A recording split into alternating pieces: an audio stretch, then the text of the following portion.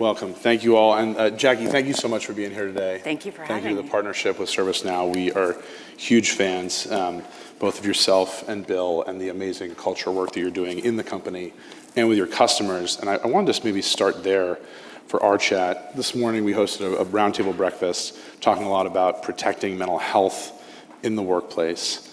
You know, you wear multiple hats here, obviously being a leader, being the CHRO at ServiceNow. What's your point of view on the leaders' roles in terms of that well-being in the workplace and protecting that? Yeah, and thanks for creating that breakfast this morning. It's a really important conversation, and everybody who was there, I feel like we had so many amazing voices in the room.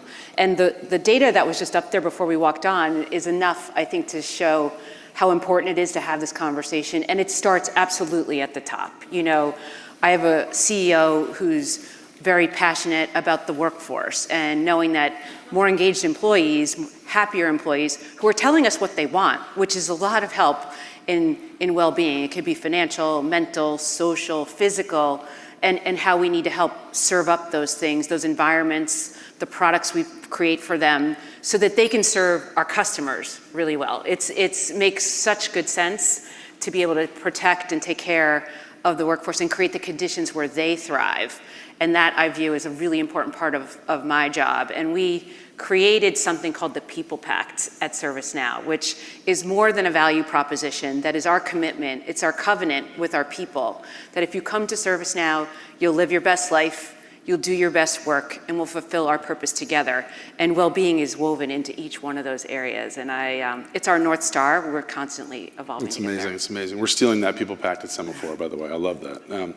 Speaking of going back to some of the ingredients you were talking about to building that culture, I mean, we heard from the Global Workplace Report that we were just looking at some of those stats. You know, there's so many different pieces of creating a strong culture that allows employees to thrive and be more productive. You know, beyond the People Pact, are there particular ingredients that you've seen both at ServiceNow and with your customers that build that culture that really attracts and retains that top talent? Yeah, so we have a great board too, and we have a winning strategy from a business perspective. But it's very thoughtful how we've built a management team around both of those areas along, as I said, with Bill.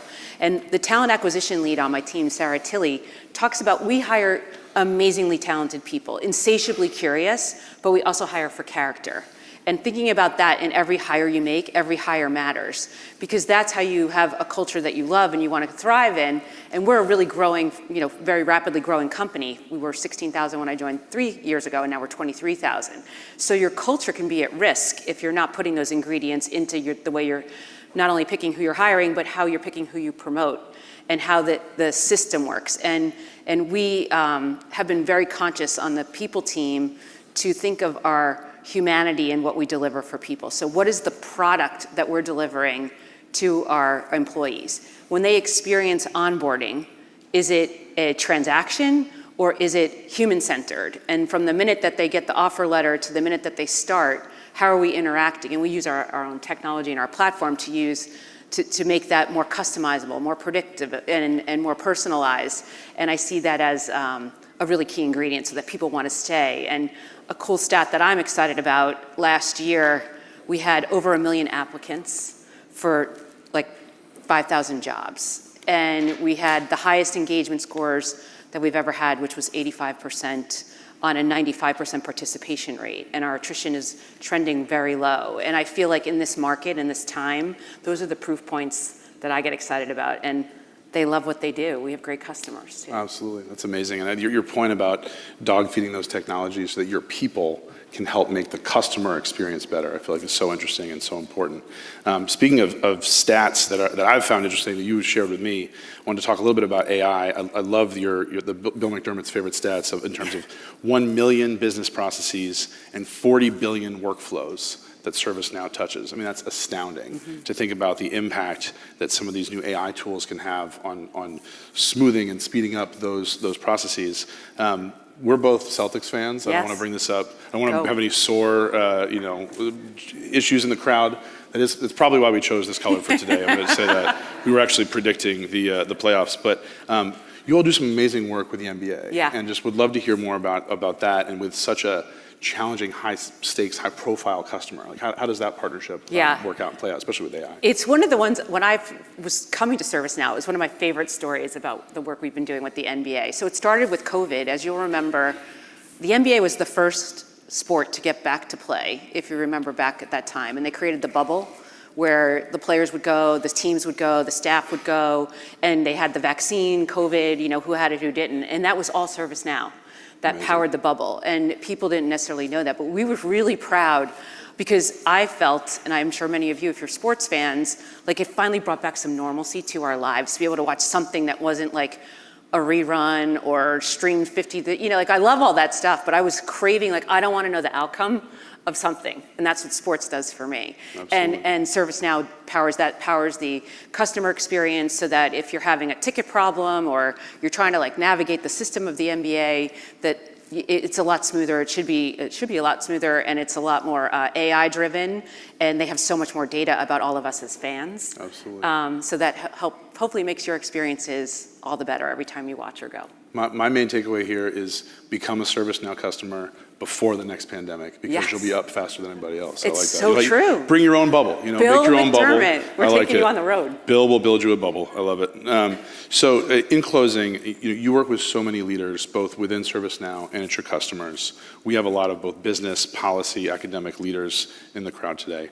What advice do you have for them in terms of navigating constant change, right? Yeah. We're out of the pandemic, we're dealing with mental health challenges in the workplace and macroeconomic and political dynamics.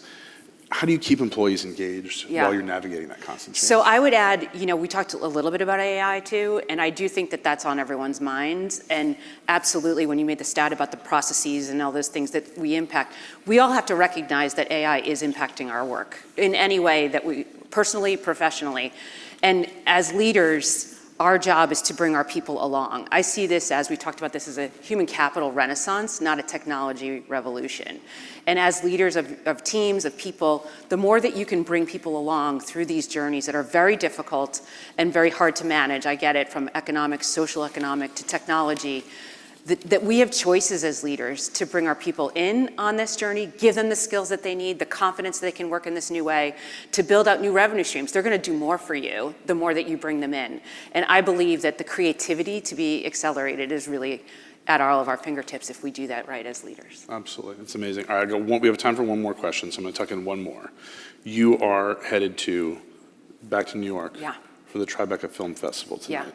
That is not something I expected to talk about with the CHRO of an amazing tech company like ServiceNow backstage. Tell us about Rise Up and the work you're doing there. Sure. So in our ability to meet our dreams of ServiceNow, our revenue projections, the growth that we really are driving toward, we need approximately 1 million people to have these capabilities and skills of ServiceNow technology. So that can be creator workflow, you're making websites, to making applications, to using AI, to being a developer, an engineer, a developer. And our technology is in so many of our customers' hands, yet we don't have a workforce of enough people with our technology. So we've created a program called Rise Up, which reaches out to non-traditional career paths, whether it's returning moms to work potentially, students who don't want to go to the university or don't want to pursue a 4-year degree at that time, or just people who are really interested in technology and want to explore.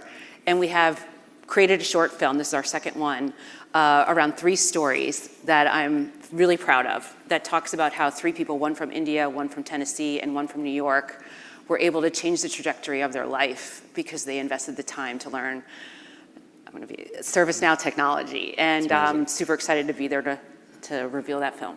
I love it. Well, there's no better example of the human capital renaissance than becoming, then obviously these stories, but also becoming a bit of a Renaissance woman and moving from, tech companies, ServiceNow CHRO to now also documentary, award-winning potentially documentary filmmaker, producer. So that's amazing. Again, thank you so much, Jacqui, for being here today and for your partnership on this event. So Thank you. Appreciate it.